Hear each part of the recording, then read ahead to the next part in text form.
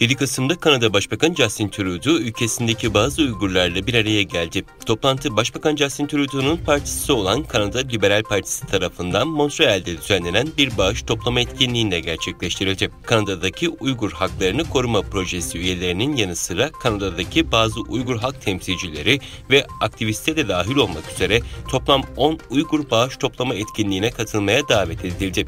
Özgür Asya Radyosu'nun haberine göre etkinliğe katılan Uygurlar, Başbakan Justin Trudeau ile doğrudan görüşme ve Uygurların bazı önemli konularını anlatma fırsatı buldular. Türkiye Büyük Millet Meclisi Plan ve Bütçe Komisyonu'nda Uygur Türklerinin hakları konusundaki eleştiriye yanıt veren Dışişleri Bakanı Çavuşoğlu, Batılı ülkelerin bu konuyu Çin'e karşı siyasi olarak kullanmak istediğini, Türkiye'nin ise ayrıca açıklamalar yaptığını söyledi. Batılı ülkelerin daha sonra açıklamalarında Uygur Türklerine odaklandıklarını ifade eden Çavuşoğlu, birlikte hareket ediyoruz. Bu konuda İslam dünyasında birliktelik yok. Maalesef Türk dünyasında da istediğimiz birliktelik yok. Zaten bu konuda istediklerimizi tam yapamayışımızın sebebi de bu diye konuştu. Uygur Türkleri konusunda farklı dengeler bulunduğunu kaydeden Çavuşoğlu, ama biz tek başımıza da kalsak Filistin davasında olduğu gibi Uygur Türklerini de savunmaya devam edeceğiz dedi. Çin Devlet Başkanı Xi Jinping, ülkesinin güvenliğinin gitgide daha istikrarsız ve belirsiz hale geldiğini, bu nedenle savaşa hazırlanmaya odaklanacaklarını ifade etti.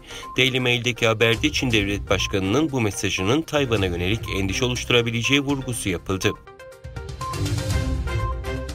Çin Uluslararası İthalat Fuarı'nın açılışında konuşma yapması beklenen Avrupa Konseyi Başkanı Charles Michel'in video kaydının yayınlanmayacağı belirtildi.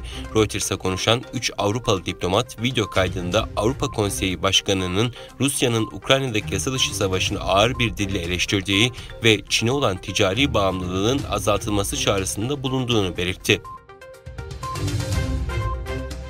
Alman hükümeti çip üreticisi Elmos'un bir fabrikasının Çinli SAI Microelectronics'e satışına engel olmayı planlıyor.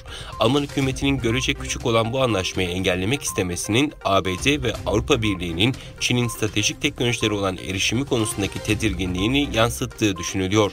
Almanya Başbakanı Olaf Scholz, Çin devletine ait Casco Shopping Holdings'e Hamburg limanının bir terminalinin %24,9'luk payının satışına izin verdiği gerekçesiyle eleştirilere maruz kalmıştı.